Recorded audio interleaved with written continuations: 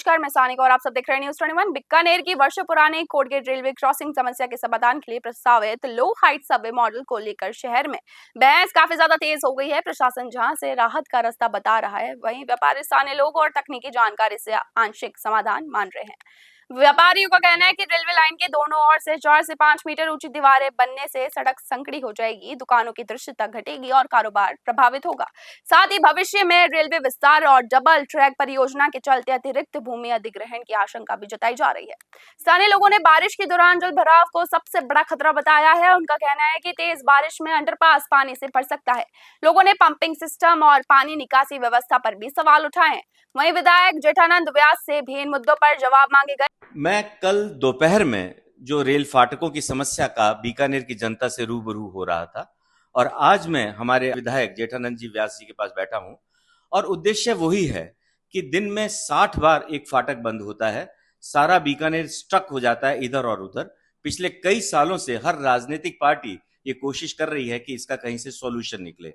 अब हम लोग सॉल्यूशन के करीब हैं, जैसा हमें अखबारों से पता लगता है, जैसा हमारे प्रिंट मीडिया बताते हैं, या बात होती है, हम लोग भी सब साथ हैं कि अब हम लोग जो है वो इस प्रोसेस पे हैं कि एक तरफ जो है वो ब्लॉक्स बनने शुरू हो गए हैं, लेकिन हाथों हाथ ये खबर भी आती है कि कुछ लोग जो कि जो है वो इस ब्रिज को लेकर के, ओवर ब्रिज को, आरयूबी को लेकर के सहमत नहीं है, जहां पर कुछ और उनको जो है दिमाग में भ्रांतियां हैं। तो आज हम लोग विधायक जी के पास बैठे हैं और ये जानना चाहेंगे कि इस अथक प्रयास के बाद जब हम लोग यहाँ तक पहुंचे हैं, अब जो लोगों की भ्रांतियां हैं कि ये एक तरफ जो है वो रास्ता होगा, दूसरी तरफ दुकानदारों को रास्ता नहीं मिलेगा, उनका बिजनेस मर जाएगा, तो आप इसके बारे में थोड़ा सा विस्तृत रूप से लोगों को बताइए कि 3 चीजें नजर आती थी। बाईपास, लोग कहते हैं कि बाईपास होना चाहिए, लोग कहते हैं कि इसमें नक्शे में फिर सुधार होना चाहिए, और आप जब इतने करीब हो इस काम को शुरू करने के, और मेरे ख्याल से काम कहीं ना कहीं किसी लेवल पे शुरू हो चुका है, तो आप जनता से, बीकानेर की जनता से क्या अपडेट करना चाहेंगे सर?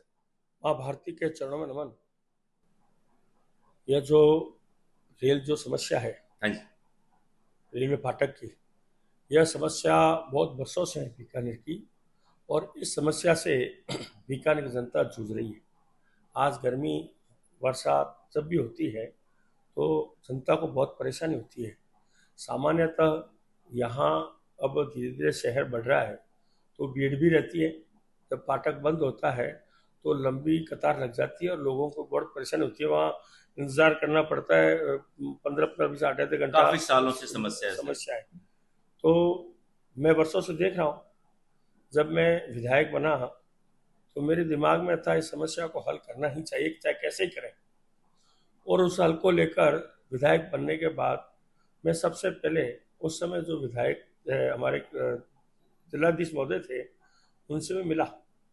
मैंने उनसे बात की, डीआरएम से मिला, उनसे बात की, और बात करने के बाद फिर मैं जो नक्शे हैं वो देखे हमने।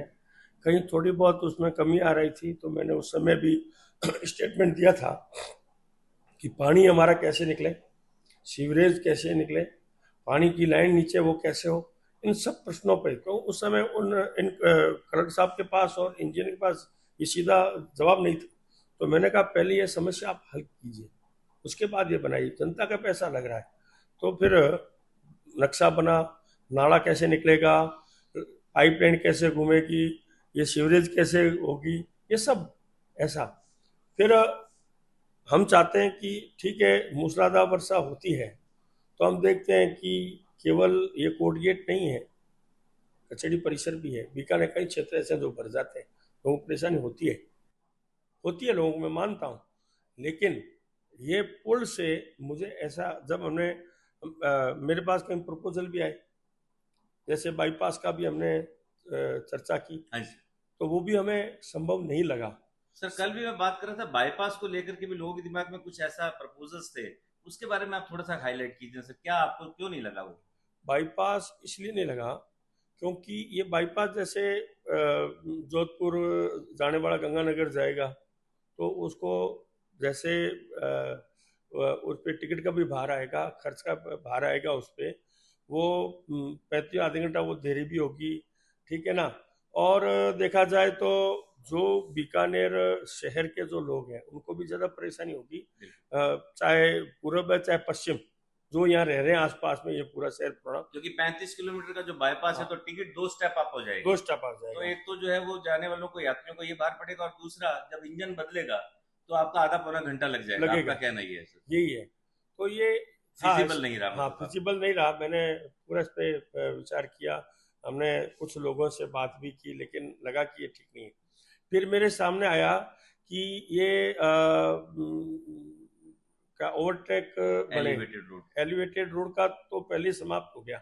वो इसलिए हो गया कि एलिवेटेड रोड का जो बजट उस समय आया था वो हाईवे का था, हाईवे से हाईवे को जोड़ने का था, वो बजट आया था। लेकिन उस समय ऐतराज, ये आंदोलन और ये होने से वो वापस वहीं समाप्त हो गया। वो तो वहीं विषय ही समाप्त हो गया वहीं। अगर वो उस समय बन जाता तो मेरे हिसाब से अधिकतर समस्या हल हो जाती, लेकिन वो समस्या, वो विषय वहीं हो गया। फिर एलिवेटेड ट्रैक का आया। एलिवेटेड ट्रैक के लिए भी हमने बहुत चिंतन किया, बात की सबसे, लेकिन वो भी संभव नहीं हुआ, फिजिबल नहीं था। क्योंकि उसमें वो कह रहे हैं केवल 2 ट्रैक ऊपर ले लो, बाकी नीचे ले लो, तो वही समस्या रहती। 2 ट्रैक ले लो और बाकी नीचे ले लो, तो वही समस्या रहती। इसलिए वो भी संभव नहीं हुआ। फिर ये जो है अंडरपास जो है, तो जैसे ये सांकला भाटेका और कोर्ट गेट का, ये दोनों, इस पे भी हमने देखा। तो इसमें जैसा कि बता रहे हैं कि पहले जो ऊपर जो 2 दुकानें हैं कोर्ट गेट के बाहर, उनको भी नुकसान नहीं होना चाहिए। वो भी हमारे बंधु हैं, इसलिए उनको भी नुकसान नहीं होना चाहिए। तो ये ध्यान रखते हुए हमने उस नक्शे को देखा। तो दोनों तरफ, बीच में तो अंडर वो रहेगा और दोनों तरफ वो सड़क रहेगी, निकलने की रहेगी।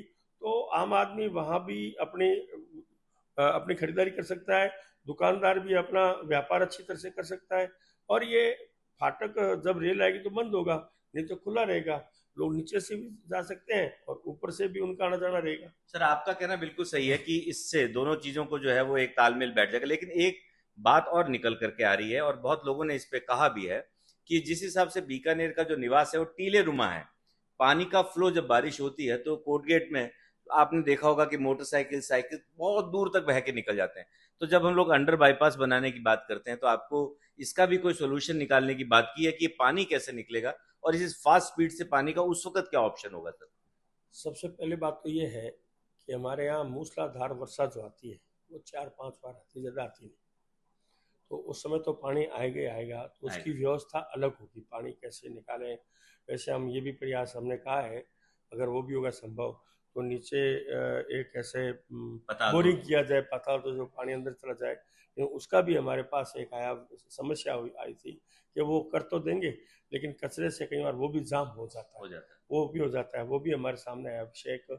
और दूसरा, सामान्य बारिश आएगी तो पानी इधर नहीं आएगा इसमें, क्योंकि ये जो वहाँ नाला बना हुआ है, जो सट्टा बाजार से जा रहा है नाला, ये नाला जो है अभी यहीं से घूमता है, ठीक है ना, स्टेशन से घूमता है वापिस ये, ठीक है ना। अब इस नाले को हम ये कर रहे हैं क्योंकि रेलवे ने भी लिया है।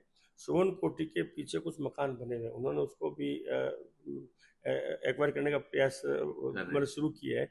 वहाँ क्रॉस भी लगा के आए, उसका परीक्षण भी किया है। तो वो जो है नाला जो है सीधा, जो बड़ा नाला निकल रहा है अपने स्टेशन के ये हॉस्पिटल के पास में, उसमें जाके अटक जाएगा। तो मेरे हिसाब से इधर तो नाला छोटा है, वो ये नाला सीधा जाएगा तो वहाँ अटक जाएगा। तो मेरे हिसाब से यहाँ वो पानी की समस्या जो यानी खत्म हो जाएगी, और सामान्यतः मेरे हिसाब से ये समस्या रहेगी नहीं।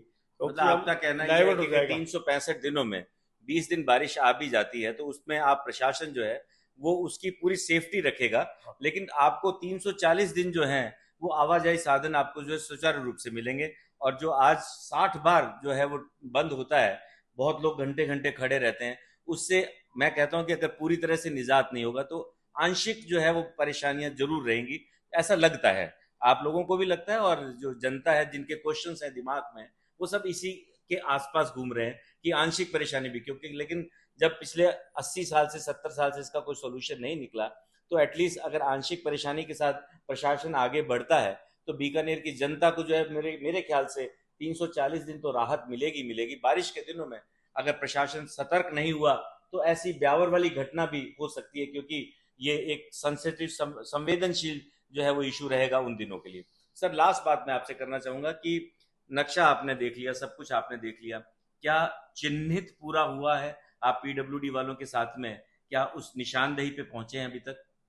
मैं उनके साथ फिजिकल वहाँ घूमा हूँ, अच्छा। उनके साथ फिजिकल, हम्म, जिसमें बीकेसीएल कंपनी भी थी, जिसमें पीडब्ल्यूडी थी, और जिसमें ये यूआईटी भी थी और रेलवे भी था, उनके भी अधिकारी थे। हम फिजिकल रूप से घूमे हैं यस। और कहाँ कैसे होगा उसके बारे में हमने पूरा देखा है, ठीक है ना। तो मेरे हिसाब से जनता को जितना लोग सोच रहे हैं उतनी परेशानी होगी नहीं इस सर एक चीज बनने मैं और से। आपकी बात करना क्योंकि 2000 अभी जो है वो जो नक्शा जिनके हाथों से पास हुआ है, आज वही लोग जो है इस नक्शे के लिए कुछ जो है कमियां बता रहे हैं। कहाँ लगता है आपको इस बात को देखते हुए? उन्होंने जो नक्शा पास उस समय हुआ था उसमें कमियां थी, उस समय जो कमियां थी नक्शे में, हमने उन कमियों को दूर करके नया नक्शा तैयार करवाया, उन कमियों को दूर करवाया, ठीक है। क्योंकि उसमें ये देखा गया जो जनता की समस्या और व्यापारियों की समस्या दोनों को ध्यान में रखा गया।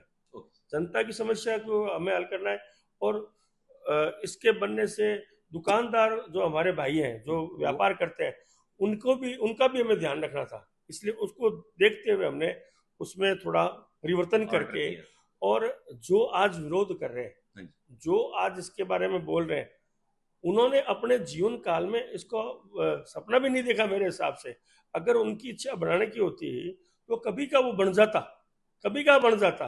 उन्होंने कभी इस पे ध्यान नहीं दिया। अब उनको यही मलाल है कि हम बना नहीं पाए, और वर्तमान सरकार, वर्तमान विधायक, वर्तमान सांसद, मंत्री ये मिलके इसको बना रहे हैं, तो उनको थोड़ा सा मेरे हिसाब से ये अंदर से गिलानी भी हो रही है। तो इसलिए उनका जो केवल प्रदर्शन करना, विरोध करना ये है। अगर वो चाहते तो ये कभी का बन जाता, जनता की समस्या हल हो जाती, लेकिन वो ये नहीं चाहते थे। वो भी जो ये अभी कर रहे हैं ना विरोध, वो भी एक बार अंडरपास में आगे थे, वो भी आगे थे एक बार अंडरपास में उनके साथ, जैसा कि कुछ व्यापारी उनके संपर्क में है, उनके संपर्क में वो कह रहे हैं कि वो हमारे साथ थे। ओके। मैंने कहा मैं किसी साथ में, जनता के साथ हूँ, मैं जनता के बीच में खड़ा हुआ हूँ, जनता से हमने रूबरू हुए, भाई कैसे होना चाहिए। उन्होंने कहा कुछ भी हो हमारी समस्या होनी चाहिए।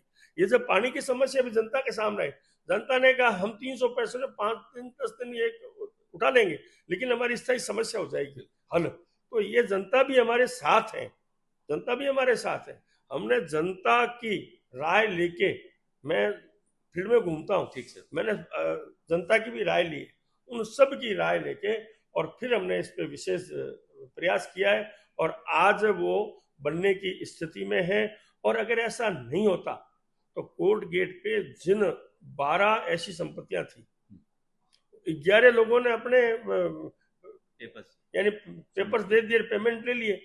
एक व्यक्ति पेमेंट जो है उसका कोई पेपर अजमेर में अटके हुए हैं वो लेकर आएगा तो वो भी हो जाएगा। तो 12 का था, अगर ऐसा होता तो 12 वो भी हमारे साथ नहीं होते। वो भी उन्होंने कहा नहीं आप अच्छा काम कर रहे हो, हम तो अपना ये ले लेंगे, हम कोई दिक्कत वाली बात नहीं, जनता के लिए हम इतना त्याग कर सकते हैं। वो भी हमारे साथ खड़े हुए हैं, व्यापारी भी हमारे साथ खड़े हुए हैं। कुछ लोग जो हैं जो इसमें पहले भी, उनमें तो अगर ये बाईपास में भी अगर कोई हम दूसरा नक्शा बनाए तो वो भी उसकी को विरोध करते, वो एलिवेटेड का भी विरोध करते, सबका उनका इसका भी विरोध है। इसलिए उनको तो हमारा लक्ष्य एक ही है कि इस जनता की जो समस्या है वो हल होनी चाहिए, उसी में हम लगे और बीकानेर का अच्छा विकास हो।